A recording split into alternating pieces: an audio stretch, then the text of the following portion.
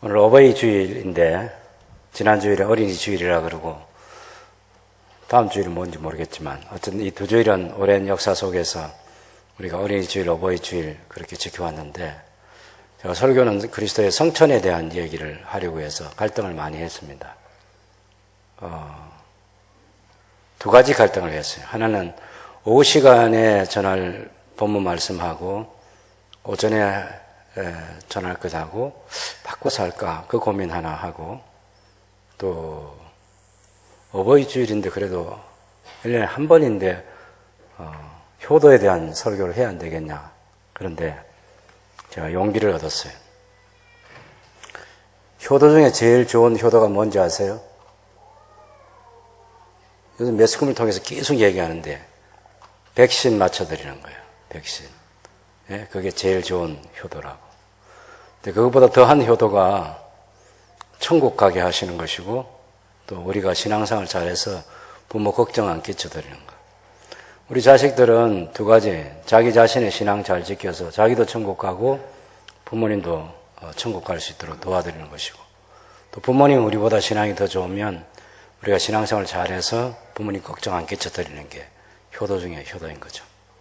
그런 측면에서 예수님의 탄생, 예수님의 생애, 예수님의 십자가와 부활, 예수님의 성천, 예수님의 재림 이 주제 가운데 하나인 성천에 관한 것은 우리가 지금 현재 믿음 생활과 또 장차 또 우리가 어떻게 될 것에 대한 소망을 주고 있기 때문에 우리 모두에게 신앙생활을 잘할 수 있도록 격려해 주는 그런 말씀이어서 오늘 주일을 담대하게 전할 수 있는 그래도 용기가 생겼다는 것을 먼저 말씀드립니다.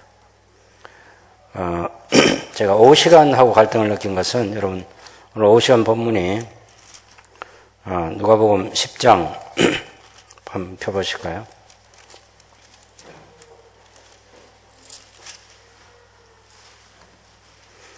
예수님께서 제자들의 전도 결과를 보고받으시고 10장 21절 말씀부터 보면 예수님께서 성령 안에서 기뻐하시면서 하나님께 감사 기도를 올리신 내용이 지혜롭고 설기 있는 자들에게는 숨기시고 어린아이들에게는 나타내심을 감사합니다 하는 이 감사 기도가 있었고 그리고 나서 이제 두 번째 본문은 25절에 있는 어떤 율법사가 일어나서 예수님이 시험하기 위해서 내가 무엇을 하여야 영생을 얻겠습니까? 그랬더니 계명 지키라고 하시고 또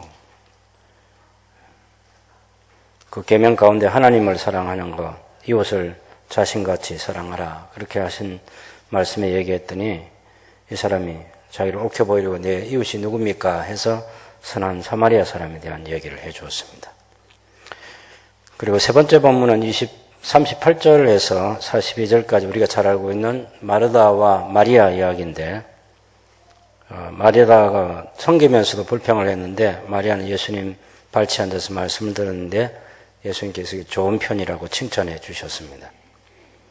그리고 11장으로 가서 11장 1절에서 13절까지는 기도에 대해서 바른 기도도 가르쳐 주시고 또 기도를 할 때 기도하면 반드시 응답해 주신다는 격려를 해 주시면서 13절에 보면 아버지께서 구하는 자에게 성령을 주시지 않겠느냐. 예수님께서 성령 안에서 기뻐하시고 기도하신 주님이 기도하는 제자들에게 성도들에게 또 성령을 주신다는 그런 확신을 심어주신 이 네 개의 본문들이 서로 어떻게 연결되는지 제가 오후 시간에 말씀드리려고 합니다. 여러분 생각하면서 이게 어떻게 연결이 되지? 이것을 통해서 뭘 말씀해 주시려고 하나 그런 기대를 가지고 하나님의 도움을 간구하면서 오후 예배 참석하면 은혜를 주시라 그런 확신입니다. 제가 갈등하는 것은 오전 예배 좀 더 많이 오셔서 많은 분들에게 어떻게 이 진리에 대한 선명한 사실을 함께 나눌까 하는 그 생각이 좀 더 저도 인간인지라 그런 생각이 있는 거죠. 오전에 할까? 오후에 할까? 그런 생각. 그렇지만은 지난 주일까지 5번에 걸쳐서 예수님의 부활에 대한 얘기를 했어요. 근데 오늘 그 부활 다음에 그냥 아무것도 없이 부모 뭐 공경하라.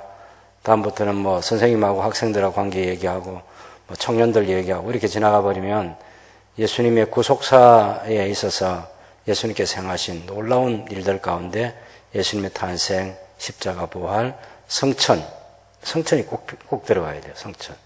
이게 복음이라고. 성천. 그 다음에 예수님 재림. 그래서 이게 성천 또한 그 어떤 것 예수님의 구속사, 구원을 완성하시기 위해서 주님이 행하신 일 가운데 어떤 것보다 덜 중요하지 않다. 그래서 이것도 너무 중요한 일이어서 오늘 이렇게 나누는 것이 연속해서 생각해 보는 것이 중요하다고 확신을 갖게 된 거죠. 우리가 보통 절기를 지키는 거 보면 성탄절을 우리 한국에서는 제일 많이 지킵니다. 제가 어릴 때는 한 3개월 정도 성탄절을 지키던 것 같습니다. 준비해가지고 성탄절 끝날 때까지. 그러면 성탄절 끝나는 날 제가 교사로서 한 3개월 정도 열심히 준비해가지고 발표회까지 하고 성탄절을 지킨 그때를 생각해 보면 너무 끝나는 그 날은 26일 날 너무 허전해서 견딜 수 없겠더라고요. 어쨌든 그렇게 해서라도 어떤 성탄절을 최하 2달, 길게는 석 달까지 이렇게 준비해서 지킨 기억이 있고, 지금도 우리가 성탄절 하면 크리스마스에 관련된 그런 노래가 울려 퍼지는 것부터 시작해가지고 뭐 지금도 성탄절은 가볍게 여기지 않고 보내고 있습니다. 네, 고난중환과 부활과 관련해서는 한 2주간 정도 좀 집중해서 예수님의 고난도 생각하고 부활도 생각하고 그렇게 지나가 버리는 거죠. 오순절은 하루를 오순절 강림 기념주일 이렇게 해서 지키는 교회도 있고 안 지키는 교회도 있고, 저희처럼 오순절 성령 강림주일을 맞으면서 집회를 하는 교회는 생각보다 많지 않습니다. 저희 교회가 하고 있는 2가지 큰 집회 가운데 몇 개의 집회가 있죠. 그것이 이제 가을에 접어들면서 9월 달에 시작하는 8월 말 9월 달에 시작하는 새 출발 말씀 집회하고, 또 종교개혁 기념주의를 지키면서 또 집회를 하는 것 하고, 그 다음에 오순절 지키면서 집회하는 것, 또 저희가 3월 첫 주일 날 교회 설립 기념주의를 중심으로 해서 또 집회를 갖는 것, 4번의 집회를 하는데, 성령 강림주일과 종교개혁 기념주의를 하면서 하루가 아니고 며칠씩 생각하고 하는 이런 것들은 모든 교회가 다 하고 있지는 않습니다. 어쨌든 저는 성령 강림주일이 중요하지만 그 전에 우리의 신앙생활에 꼭 필요한 하나님의 은혜를 주시기 위해서 예수님께서 성천하셨다. 오늘 우리가 읽은 이 성경대로 40일 동안 계시다가 주님이 성천하신 거죠. 그래서 예수님이 하늘로 올라가셨다고 하는데, 이 하늘로 올라가신 이 성천은 무엇을 말하는가? 또 예수님께서 40일 동안 계시다가 왜 바로 성천을 안 하시고 그렇게 성천하셨나? 예수님이 성천하셨으면 어디로 성천하셨나? 또 예수님께서 성천하신 것이 우리의 신앙생활에 어떤 유익이 있나? 이런 것들을 정리해서 생각해 보는 것은 큰 도움이 된다고 봅니다. 우리 신앙 고백서에도 그 웨스트민스터 대교리 문답, 소위리 문답, 그런데도 예수님의 낮아지심, 예수님의 높아지심, 그런 교리들이 잘 설명되어 있죠. 또 하이델베르그 요리문답이라고 해서 거기도 46문에서 49문까지 보면 예수님의 이 높아지신 성천과 관련해서 얘기를 하고 있습니다. 그래서 이 성천이 그냥 뭐 알아도 되고 몰라도 되는 것이 아니라 우리가 성천하신 주님의 성천하신 목적이 있기 때문에 목적 있게 성천하신 그 주님을 생각하면서 우리에게 주시는 삼위 하나님의 은총이 있어요. 그래서 이 성천에 대해서도 매우 중요하게 생각하고 십자가와 부활 못지않게 성천도 중요하다. 십자가 사건이 중요한 것은 예수님께서 돌아가심으로써 성소와 지성소를 가르는 휘장이 찢어진 거잖아요. 휘장이 찢어졌어요. 그리고 예수님께서 이제 하늘 지성소에 들어가신 것은 성천 사건이거든요. 또 성천하셔서 우리가 하나님과 직접 교제할 수 있도록 성령으로 우리와 함께 하시는 그런 역사가 일어났기 때문에 성천 사건도 주님의 약속 가운데 매우 중요한 약속이고 그 약속이 성취됐고 우리가 그 부요함을 누리는 것은 우리가 할 수 있는 특권 가운데 큰 특권이다라는 것을 잊지 말아야 되겠습니다. 자, 예수님께서 오늘 본문을 잘 보시면 이 누가가 데오빌로라는 분에게 글을 쓰면서 먼저 쓴 걸 누가복음에는 예수께서 행하시며 가르치시기를 시작하신부터 예수님께서 택하신 사도들에게 성령으로 명령하시고 성천하신 날까지의 일을 기록하였노라 이렇게 얘기하고 있어요. 그래서 우리가 누가복음 마지막 부분을 한번 볼까요? 누가복음 24장 마지막 부분을 한번 보시면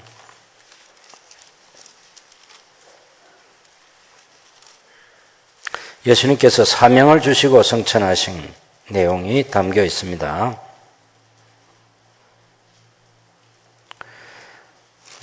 45절에 보면 그들의 마음을 열어 성경을 깨닫게 하시고 이러시되 이같이 그리스도가 고난을 받고 제3일에 죽은 자 가운데서 살아날 것과 또 그의 이름으로 죄 사함을 받게 하는 회개가 예루살렘에서 시작하여 모든 족속에게 전파될 것이 기록되었으니 너희는 이 모든 일의 증인이라. 볼지어다 내가 내 아버지께서 약속하신 것을 너희에게 보내리니 너희는 위로부터 능력으로 입혀질 때까지 이 성에 머물라 하시니라.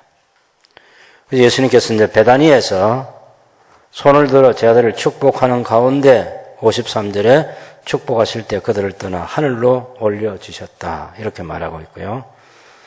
또 예수님을 바라보고 있는 제자들이 그 예수님께 경배하고 큰 기쁨으로 예루살렘에 돌아와서 늘 성전에서 하나님을 찬송하니라 해서 그래서 이 누가복음 마지막 부분을 읽어보면 사도행전 1장 1절에서 2절 말씀을 우리가 알 수 있는 성천하신 날까지의 일 그것이 누가복음에 기록되어 있다 그런 말씀이에요. 그 다음에 3절에 보면 예수님께서 고난받으신 후에 또한 제자들에게 확실한 많은 증거로 친히 살아계심을 나타내사 40일 동안 그들에게 보이시며 하나님 나라의 일을 말씀하시니라. 그리고 이제 40일 뒤에 9절 말씀에서 11절까지 보면 이 말씀을 마치시고 그들이 보는 데서 올려져 가시니 구름이 그를 가려 보이지 않게 하더니 올라가실 때 제 아들이 자세히 하늘을 쳐다보고 있는데 흰옷 입은 두 사람이 그들 곁에 서서 이르되 갈릴리 사람들아 어찌하여 서서 하늘을 쳐다보느냐 너희 가운데서 하늘로 올려주신 이 예수는 하늘로 가심을 본 그대로 오시리라 하였느니라 그랬습니다. 여기 예수님께서 하늘로 올려주셨다. 하늘로 올라가셨다. 하늘로 올라가셨다. 제 아들이 보는 데서 하늘로 올라가는 장면을 제 아들이 생생히 보았다. 하늘로 올라가신 것을 승천이라고 하늘로 올라가심. 예수님께서 높아지심이죠. 하나님이신 예수님이 사람의 몸을 입고 오셔서 사람이 되시고 또 아버지께 죽기까지 복종하셔서 십자가에서 우리의 형벌을 담당하시고 돌아가신 것, 땅에 묻히신 것 그런 것들은 예수님의 낮아지심이라고 하면 예수님의 부활부터 시작해서 예수님의 성천 사건이 특별히 예수님이 높아지신 그런 사건인데 이 땅에 와서 낮아지신 것은 높아지시기 위함이고 그 높아지시면 주님 자신은 오시지 않아도 원래 높은 데 계셨지만 낮은 곳에 있는 우리를 높은 곳으로 데려가시기 위해서 주님이 오셔서 낮아지시고 높아지셨다. 이렇게 보시면 되겠습니다. 자, 예수님께서 하늘에 오르셨다 말하는데 첫 번째 생각해야 될 것은 도대체 하늘이 어떤 하늘이냐? 하늘. 우리 성경에 보면 하늘이라는 얘기가 많이 나오거든요. 마태복음 6장에 보면 공중나는 새를 보라. 해서 공중나는 새들이 날아다니는 하늘이 있잖아요. 새들이 날아다니는 하늘. 그런가 하면 시편 8편 3절에 보면 여호와께서 주께서 만드신 주의 하늘과 주께서 베풀어 두신 달과 별들을 내가 보니 하늘에 해와 달과 별들이 있는 하늘이 있는 거죠. 예. 에베소 4장 10절을 또 보면 내리셨던 그가 곧 모든 하늘 위에 오르신 자니 이는 만물을 충만케 하려 하심이라. 그런데 그 별들이 있는 그 우주, 그죠? 우주.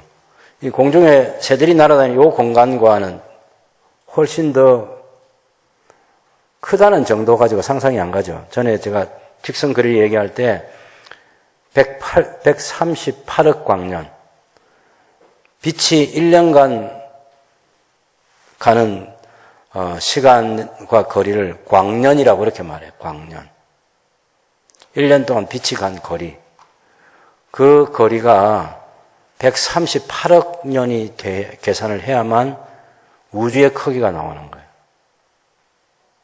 그러니까 우리는 우주의 크기를 모릅니다. 경험할 수도 없고 그냥 우리 눈에 밤하늘에 별 보이는 그 정도.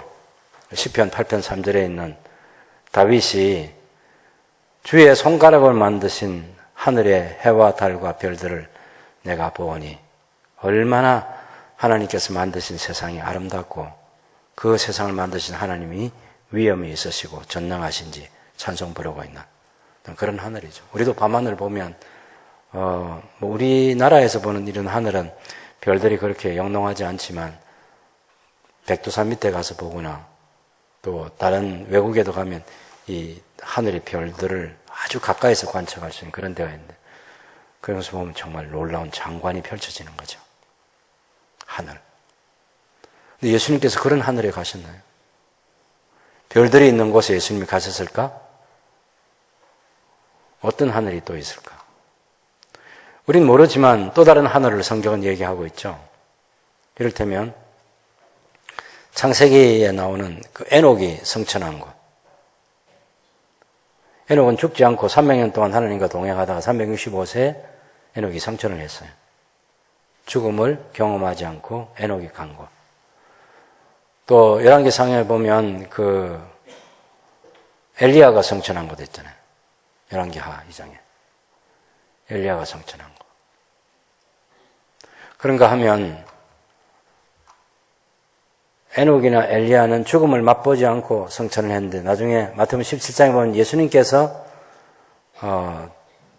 별세하실 것에 대해서 대화를 나누기 위해서 왔던 사람은 엘리야, 모세 두 사람이 왔어요. 그 모세도 죽었는데 엘리야보다 훨씬 먼저 죽었잖아요. 그 죽은 모세가 살아있는 곳이 있죠. 모세가 죽었는데 살아있는 곳이 살아있으니까 왔을 것 아니에요. 아브라함과 이삭과 야곱이 살아있잖아요. 육신은 땅에 묻혔는데 실제 살아있거든요. 그래서 택함받은 족장들과 성도들이 가 있는 특별한 장소가 있는 거죠.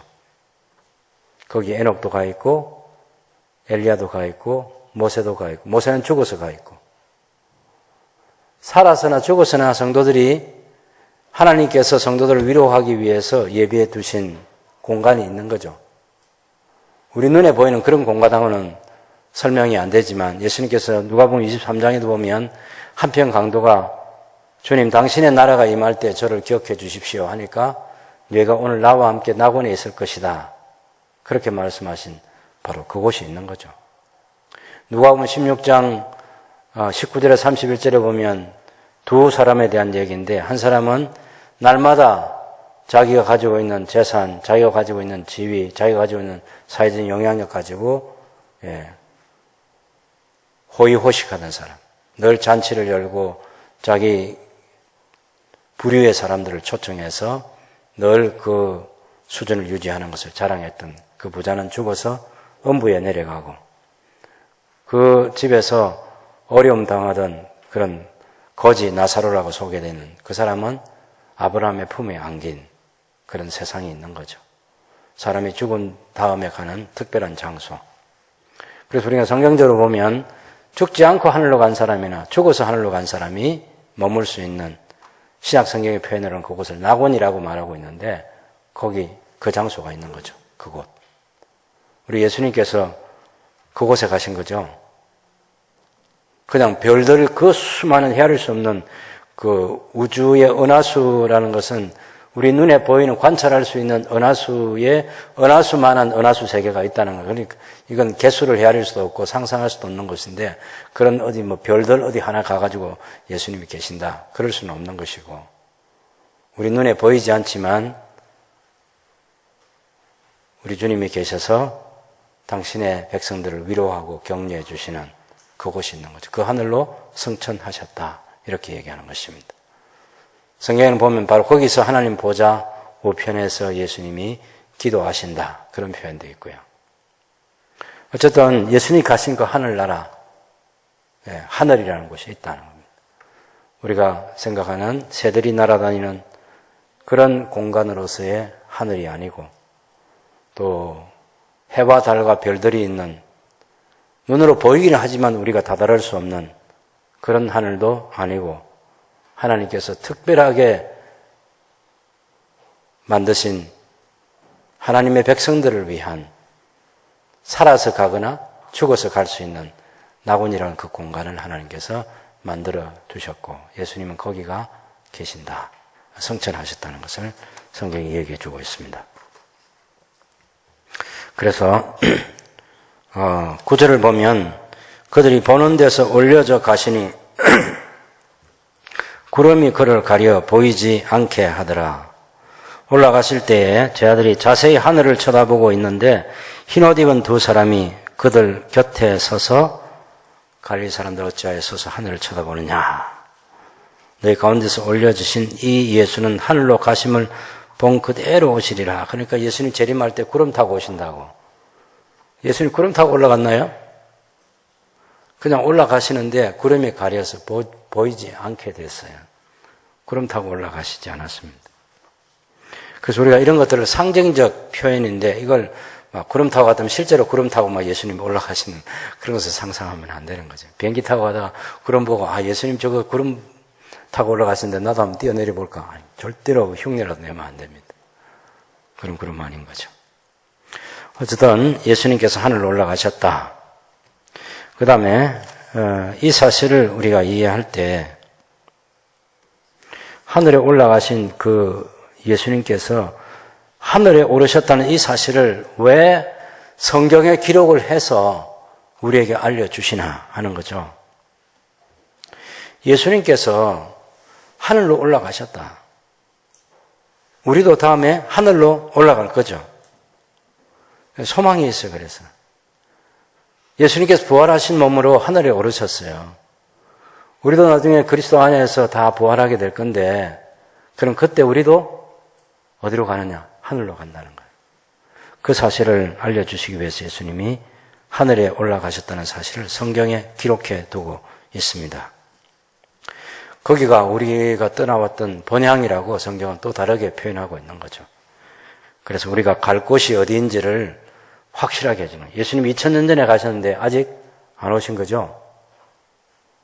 그 말씀은 분명히 부활하신 예수님이 부활하신 몸을 가지고 가셔서 재림하실 때까지 안 오시는 그곳이 있구나 하는 것을 확신할 수 있는 거예요. 예수님이 살아서 그거 안 계시면 그러면 하늘 올라가시다가 떨어지신 거 그건 아니잖아요. 분명히 하늘에 오르셨어요. 거기가 하나님께 사랑하신 언약 백성들이 영원히 살 그곳이 있다는 것을 가르쳐주고 있습니다. 그러면 예수님께서 하늘로 올라가시는데 어떻게 올라가시냐는 거죠. 근데 이 성경을 잘 보면 제 아들이 쳐다보고 있는데 예수님이 그냥 하늘로 올라가시고 있잖아요. 예수님 올라갔을 때 이 땅에 주님이 부활하실 때 그 부활의 몸은 살과 뼈가 있는 몸이셨어요. 예수님을 이야기할 때 완전한 하나님이시고 완전한 사람이시다 이렇게 얘기하잖아요. 그걸 또 다른 말로 표현하면 예수님은 신성과 하나님이라 할 때는 신성을 가지신 분이고 예수님은 사람이라 할 때는 인성을 가지신 분. 이 둘을 같이 가지신 분이신데 천국에 그 하늘로 올라가실 때는 육체가 올라가는 거죠. 부활하신 몸이 올라가는 거예요. 부활하신 몸이. 영원히 썩지 않고 쇠하지 않을 그 몸으로 다시 살아나신 예수님의 몸이 하늘로 올라가는 겁니다. 그래서 우리도 나중에 우리도 똑같이 예수님처럼 부활할 거 아니에요. 그런 부활의 몸으로 우리가 살아나서 우리도 하늘로 올라갈 거예요. 예수님이 지금 영으로 올라가는 게 아니에요. 부활하신 몸으로 제자들에게 40일 동안 계시면서 다 만져보게 하고 같이 식사도 하고 또 해보기도 하고 가르치기도 하시고 다 보여주시고 육체로 부활하신 예수님인 것을 확실히 알게 해주신 다음에 주님이 성천하셨어요. 주님의 부활 성천은 완전한 새롭게 된 몸으로 살아나셔서 새롭게 된 그 몸을 가지시고 성천하셨다. 그래서 우리 육의 몸도 나중에 신령한 몸으로 다시 살아나서 성천하게 될 것이다 라는 그런 확신을 갖게 해주고 있습니다. 예수님의 육체가 올라가셨다. 요한복음 16장 28절에 보면 내가 아버지에게서 나와 세상에 왔고 다시 세상을 떠나 아버지께로 가노라 하셨고 요한복음 6장 62절에는 그럼 너희가 인자가 이전에 있던 곳으로 올라가는 것을 본다면 어떻게 하겠느냐 그랬어요. 고로새 3장 1절은 그러므로 너희가 그리스도와 함께 다시 살리심을 받았으면 위의 것을 찾으라. 거기는 그리스도께서 하나님 우편에 앉아 계시느니라. 바로 그래서 그 1장 9절 말씀처럼 사도행 1장 9절 말씀처럼 이 말씀 마치고 그들이 보는데 올려져 가시니 구름이 그를 가리어 보이지 않게 하더라. 그래서 눈에 보이는 가운데 하늘로 올라가셨어요. 눈에 보이는 가운데. 예수님이 하늘로 올라갈 때 누가 도와줄 필요가 없죠. 하나님께서 불말과 불병거를 보낼 필요가 없는 거죠. 천사들의 도움이 필요 없죠. 예수님 부활하실 때도 누구의 도움 없이 부활하신 것처럼 성천하실 때도 그냥 올라가시는 거죠. 예, 아무 어려움도 안 느끼시는 거예요. 우리가 하늘에 잠깐이라도 올라가려면 열기구를 타고 가든지 비행기를 타고 가든지 뭔가 도움 받아서 기구에 도움 받아서 우리가 올라갈 수 있을 것인데 우리 주님은 그런 게 다 필요가 없는 거죠. 전능하신 주님의 능력으로 그냥 우리가 지금 손 뻗는 것보다 더 쉽게 그냥 주님이 올라가시는 거죠. 아무 저항도 느낄 필요가 없는 거죠. 천상에 오르신 주님이십니다. 성천하신 예수님. 주님이 성천하신 것처럼 우리도 나중에 성천하게 될 것이라고 성경은 우리에게 말해주고 있습니다. 그러면 우리가 한 가지 걱정되는 게 뭐냐면 예수님께서 성천하셨잖아요. 그런데 마태복음 28장 20절에 보면 볼지어다 내가 세상 끝날까지 항상 너희와 함께 있겠다 이렇게 말씀하셨거든요. 그러면 예수님이 성천하셨는데 우리가 어떻게 함께 있냐? 예수님께서 약속 위반한 거 아니냐? 그런 생각 가질 수 있는데 예수님이 육체가 하늘로 올라가셨다고 해서 예수님이 안 계신 것이 아니죠. 우리가 알 수 없는 신비한 세계가 성부, 성자, 성령 하나님, 삼위일체 하나님이 존재하는 방식인 거죠. 예수님께서 이렇게 얘기했어요. 내가 아버지 안에 있고 아버지께서 내 안에 계신다. 이런 얘기를 했어요. 우리는 부부에 대해서 한 몸이라고 말하지만 1000번 만번을 확인해 봐도 둘이잖아요. 주님이 하나라고 하시는 그것의 의미가 뭔지 우리는 경험할 수 없는 거죠. 성부, 성자, 성령이 삼위일체 하나님인데 성경에 보면 분명히 셋인데 하나라고 이렇게 얘기한단 말이에요. 하나님이 존재하시는 방식을 우리가 우리의 경험 세계에서 헤아릴 수 없는 거죠. 그래서 이해할 수 없기 때문에 믿으라고 말하는 거죠. 믿으라. 그런데 믿으라 하면 어떻게 믿습니까? 알지 못하는데 그렇게 말하지 않고 믿어져요. 그것이 하나님의 은혜라는 것입니다. 그냥 믿으라 하는데 믿어진다니까. 예수님께서 말씀하신 그것이 그대로 믿어진다니까. 태초에 하나님이 천지를 창조하시니라. 땅은 혼돈하고 공허하며 하나님의 영은, 하나님의 신은 수면에 운행하시니라. 그러면서 빛이 있어라 하시면 빛이 있었고, 우리는 창세기 1장을 읽으면서 아무런 갈등이 없어요. 그냥 그대로 믿어진다. 예수님께서 만물을 창조하셨다. 그렇게 말할 때 하나도 의심이 안 생기는 거 있잖아요. 하나님께서 우리에게 주신 은혜가 그 진리가 우리 속에 받아들여지도록, 믿어지도록 그렇게 해주시는 은혜가 있는 거죠. 예수님의 성천 사건도 마찬가지입니다. 예수님께 성천하신 것도 육체가, 부활하신 육체가 하늘로 올라가신 거잖아요. 그렇다고 해서 예수님이 우리와 함께 계시지 않는 것이 아니라 예수님은 성령으로 우리와 함께 계시는 것입니다. 성령은 예수님의 영이고 예수 그리스도의 영이고 성부 하나님의 영입니다.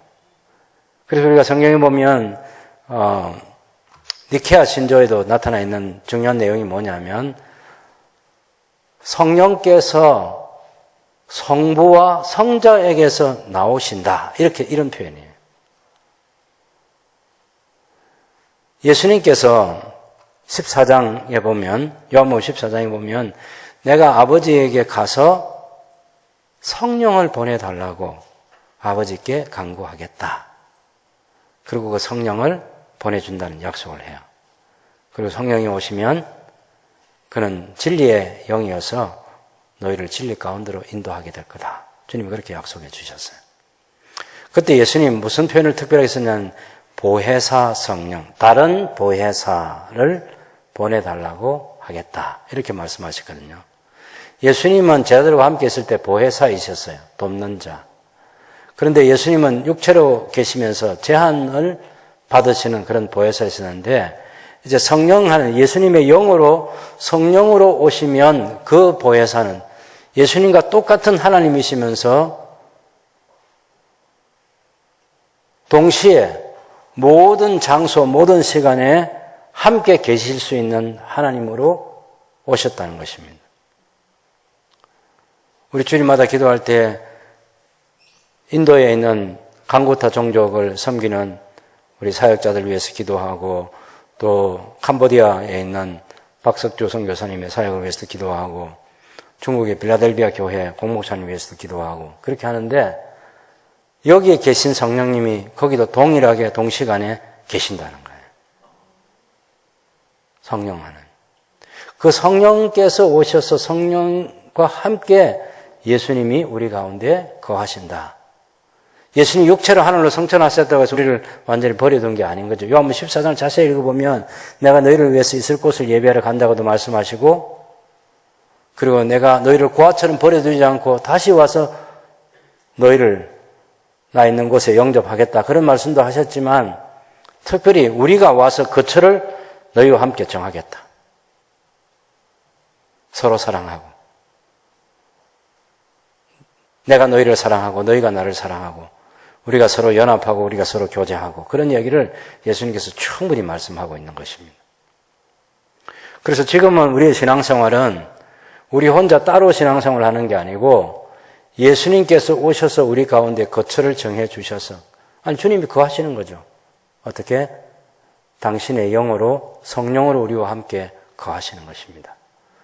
그래서 예수님이 성천하셨다고 해서 우리와 함께 계시겠다는 그 약속을 어긴 것이 아니라 성천에 대한 약속도 약속대로 하시고 우리와 영원히 함께 거하시는 그 약속도 약속을 지키신 그런 예수님의 성천이다라는 것을 잊어버리면 안 되겠습니다.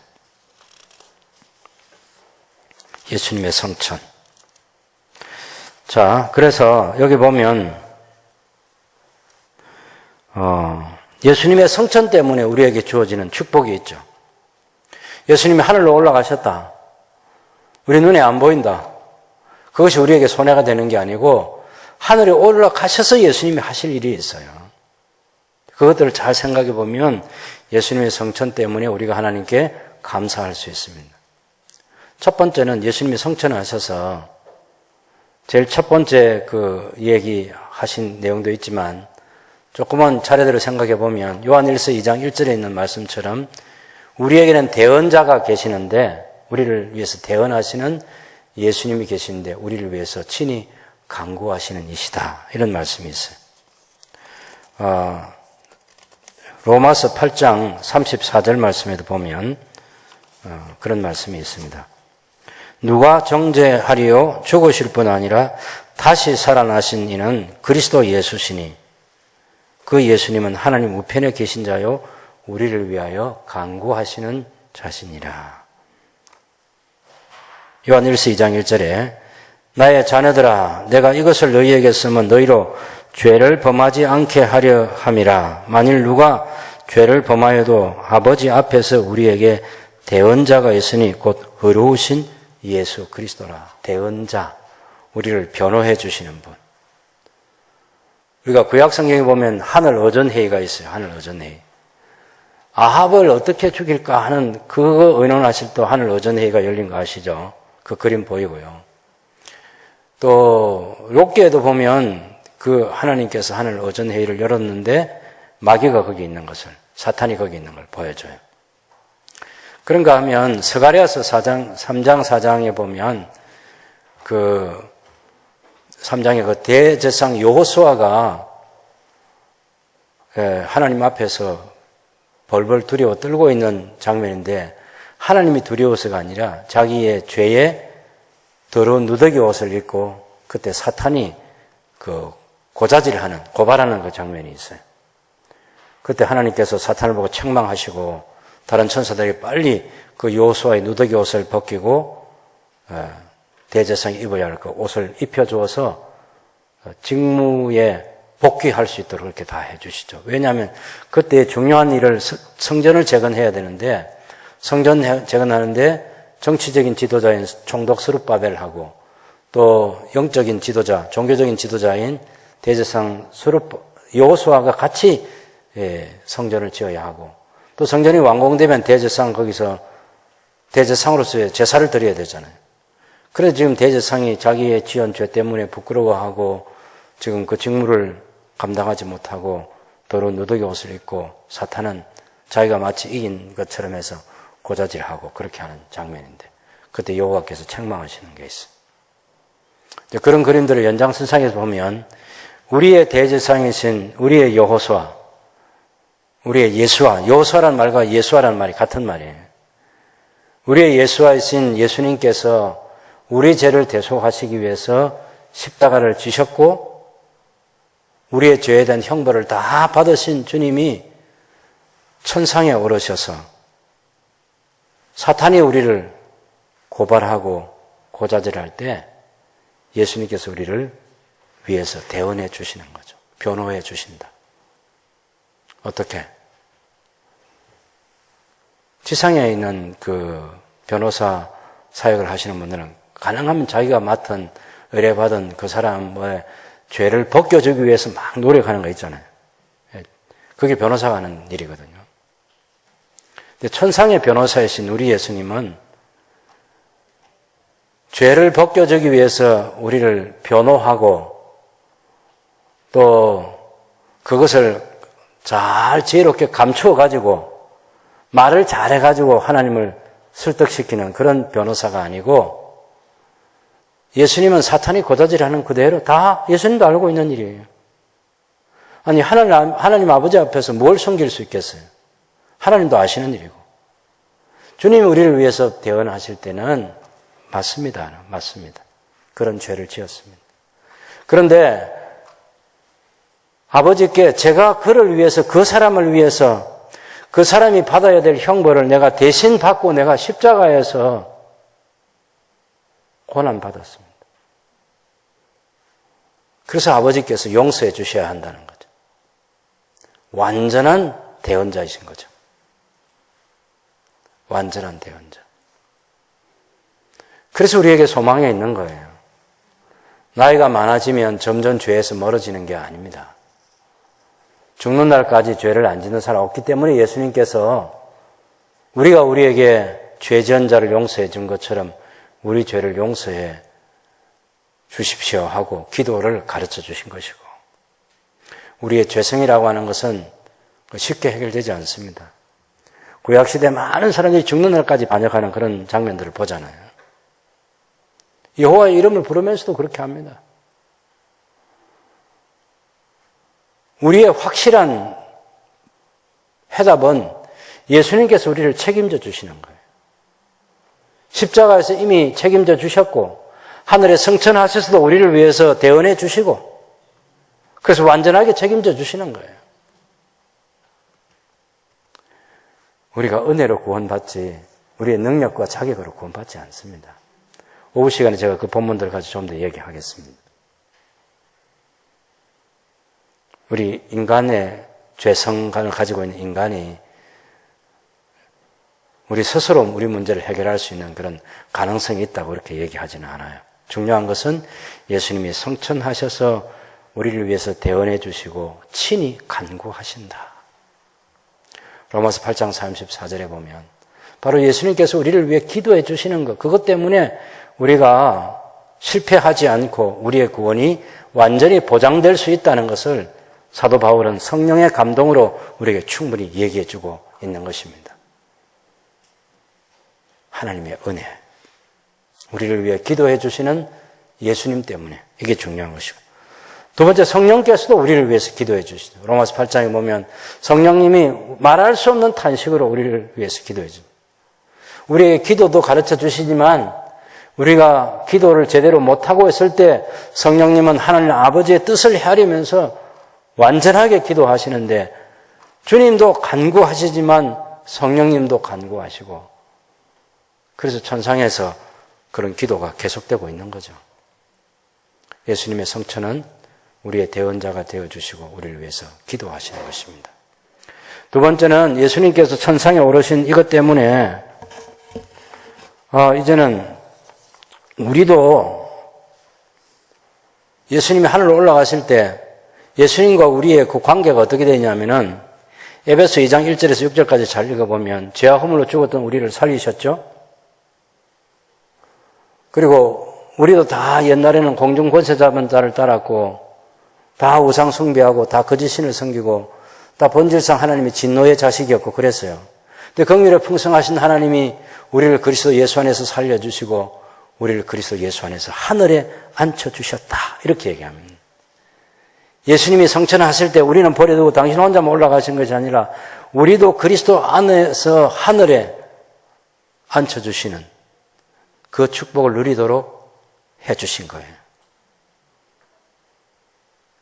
그리스도인의 이중 신분이 뭐냐면 하늘 시민권을 가지고 하늘에 살면서 다시 그리고 또 땅에서도 살아가고 있는 우리예요. 여러분 생각해 보세요. 우리가 어디 있나? 땅에 있어요. 우리가 어디 있나? 하늘에 있어요. 하늘에 있나? 땅에 있어요. 땅에 있나? 하늘에 있어요. 이게 우리예요, 우리. 예수님께서 육신을 가지시고 성천하실 때 또 당신 안에서 우리도 하늘에 앉혀주시는 그 축복을 누릴 수 있도록 해주신 것이 주님의 성천 사건입니다. 무엇보다 아까도 조금 말씀드렸지만은 성부와 성자에게서 나오시는 성령님을 우리에게 보내주신 거예요. 사도행전 2장 33절 말씀도 보면 성부 하나님께서 예수님을 하늘에 높이셨어요.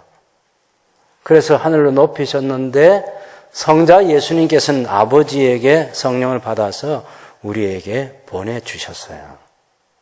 성령님을 보내주셨다. 그것이 우리 희망이에요. 우리가 혼자 신앙생활 하는 거 아닙니다. 성령님이 우리와 함께 계시는 거예요.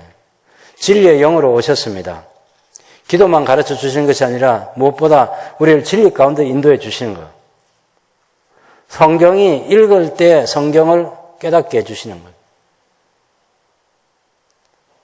창세기 1장을 읽을 때 깨닫게 해주시는 거죠. 믿어지게 해주시는 거죠. 제가 고등학교 다닐 때부터 설교를 했는데 지금까지 설교를 하고 있어요. 어떻게 가능하죠? 성령님께서 성경을 깨닫게 해주시니까. 여러분이 37년, 38년 동안 제 설교를 듣고 있잖아요. 어떻게 듣고 있어요? 성령님께서 제 속에서 일하시는 성령님이 여러분에게도 똑같이 일하셔서 깨닫게 해주시니까. 이런 성령이 오순절날 성령께서 강림하신 것은 바로 예수님께서 성천하시고 나서 주어진 축복이에요. 성천하심으로 우리에게 어떤 복이 주어졌나 할 때 성령님이 우리에게 오시게 됐다는 것입니다. 우리가 그 성령님을 모시고 우리의 신앙생활을 할 수 있게 됐다는 거죠. 이게 축복입니다.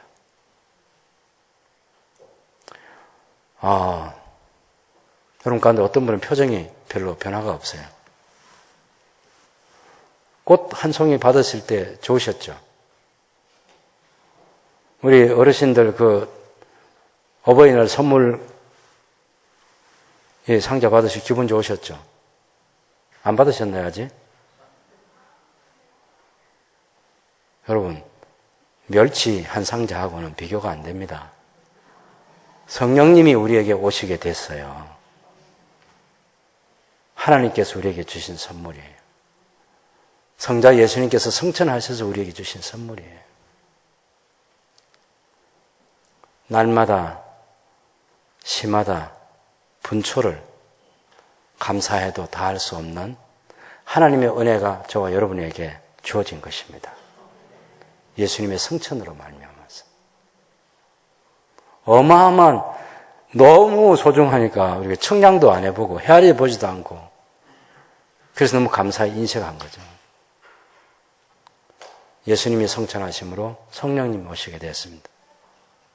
예수님께서 왜 40일을 계셨을까? 이런 생각도 해볼 수 있어요. 왜 40일을 계셨을까? 제자들에게 충분히 주님이 부활하셨다는 사실을 확인시켜주는 시간도 필요하고 또 하나님 나라에 대한 것도 전에도 교육을 했지만 더 좀 완전하게 교육시킬 필요도 있고 무엇보다 누가복음 9장 51절에 보면 성천은 마음대로 하는 게 아니고 성부 하나님께서 딱 그날을 정해놓으신 날이에요. 성천할 기약이 차감해 이렇게 얘기하거든요. 임의로 부활하셨다고 해서 그냥 성천하시고 다시는 안 오시고 그런 것이 아니라 부활하셨어도 충분히 제자 공동체를 예수님의 십자가에 달려 돌아가신 사건과 부활하심을 확실히 알 수 있도록 확인시켜주고 믿음을 부욕해 주시는 일, 하나님 나라에 대한 진리를 선명하게 자들이 붙들 수 있도록 해주시는 일, 또 사명을 주시고 또 사명을 주시고 다짐하고 또 다짐하셔서 그 사명 감당하게 하시는 일.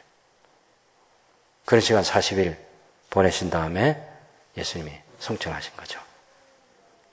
그리고 오순절날 성령을 보내주시는 거죠. 약속하신다. 내 아버지의 약속하신 성령, 아버지와 아들이 함께 보내주시는 그 성령이 오신 것입니다. 어떤 걸 통해서 누리게 된 축복이냐면 예수님의 성천을 통해서. 그래서 저와 여러분이 다른 것도 감사할 이유가 있고 제목들이 있겠지만 예수님의 십자가, 부활, 성천, 이 성천 때문에도 감사해야 돼. 주님이 성천하시니까 다시 오실 재림에 대한 소망도 가질 수 있잖아요. 재림에 대한 소망도 가질 수 있어요. 주님께서 말씀하신 대로 다시 살아나셔서 주님 말씀하신 대로 하늘에 오르신 그 예수님은 다시 말씀하신 대로 또 재림하실 거거든. 예수님이 골로새 3장 1절에 3절에 있는 말씀처럼 너희가 위의 것을 생각하고 위의 것을 찾으라. 그 위에 그리스도가 계시느니라. 그리스도만 계신 것이 아니라 그리스도의 생명 안에 우리도 감추어져 있다. 이렇게 얘기하는 거죠. 우리의 그 신분이 하나님의 생명 싸개 속에 쌓여 있다는 그런 또 다른 표현도 다 모아서 그런 것들과 다 같이 우리가 생각할 수 있겠습니다. 예수님이 성천하셔서 뭐 하고 계시죠? 성령을 보내셔서 다스리고 계시는 거죠. 성천하셨기 때문에 완전하게 이 세상을 통치하는 왕 중의 왕이 되셨어요. 이 세상에 육체로 계신 것이 아닙니다. 예수님이 육체로 계시면 우리가 흔히 우리식으로 표현하면 동해 번쩍 서해 번쩍 하는 그렇게 예수님 나타나셔야 되겠죠. 예수님 그럴 필요가 없으신 거죠. 성천하셔서 그리스도의 영, 당신의 영을 보내셔서 우리와 영원히 그리고 우리와 항상 함께 계시게 된 것입니다. 언제까지? 재림하실 때까지. 우리는 예수님의 성천과 예수님의 다스리심과 예수님의 재림 사이에 지금 살아가고 있어요. 이 신앙생활이 가능하게 해주시는 분이 성령 하나님이시라고. 도구를 성경을 통해서 성령 하나님께서 또 기도로 하고는 은혜의 방편을 통해서 지금도 우리의 구원 사역을 완성해 가시는 우리의 믿음의 주요 그 믿음을 완전케 하시는 우리 주 예수 그리스도의 은혜가 우리에게 계속되고 있는 거죠. 예수님 성천하셔서 다음 내 재림할 때까지 나 너희 모른다 이게 아니고 언제나 당신의 영으로 우리와 함께 계시는 분이시고 세상 끝날까지 내가 너희와 함께 있겠다고 말씀하신 그 주님의 약속도 그대로 지켜질 것입니다. 여러분 혼자 아닙니다. 주님과 함께 있습니다. 성령님과 함께 있습니다. 기도할 수 있지만 우리를 위해서 기도해 주시는 분이 계십니다. 넘어지겠지만 우리를 일으켜 주시는 분이시고 우리가 잘못하고 죄를 지을 수 있지만 우리 죄인된 우리를 위해서 완전한 구원 대책을 세우시고 십자가에 달 돌아가셨을 뿐만 아니라 우리를 위해서 대언해 주시고 계시는 거죠. 성부 하나님께서는 우리 예수님의 대언 때문에 우리를 은혜 아래에서 우리를 용서해 주시는 것이고 우리가 하나님의 보좌 앞에 담대히 나아갈 수 있게 하시는 거죠. 주님이 성천하심으로 우리에게 주어진 이 놀라운 축복들을 누려가는 복된 성도의 삶을 살아갈 수 있게 되기를 바랍니다.